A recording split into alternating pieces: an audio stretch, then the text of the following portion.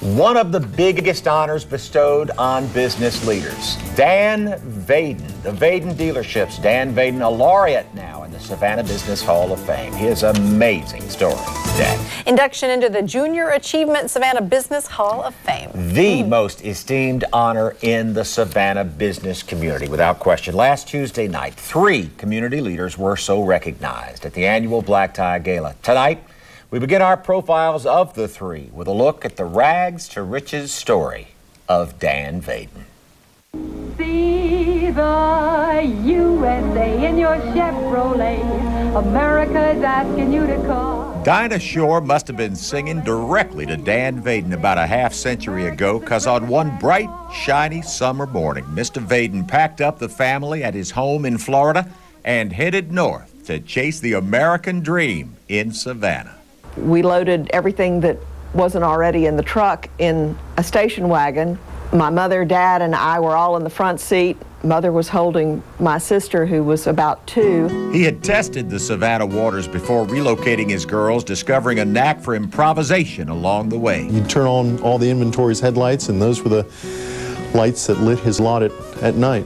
Once he figured out he could make a go of the car business in the hostess city, he found his way to Curtis Lewis, who had a vision, but just a vision, of what Abercorn Extension could be. And back then, this was a farm where we are now, the Maricas tract. When he bought that property out on Abercorn, it was a cornfield. I'm not sure, you know, he had anything when he came up here. I mean, he literally started from scratch. From scratch, yes, but not without an idea and a philosophy of how the car business should be properly conducted.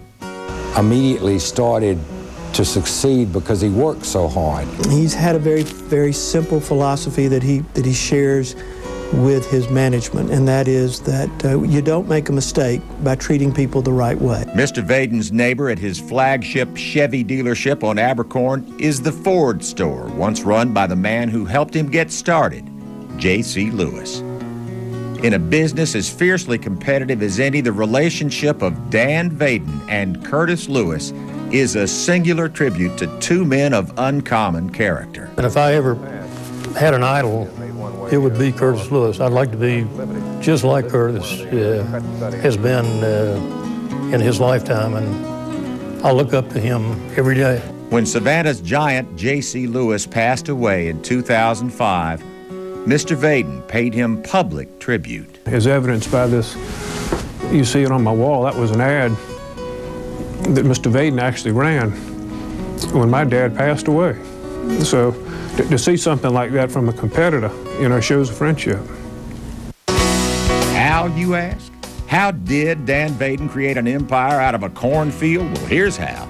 There are many times when I've watched him conclude a transaction and we've lost money.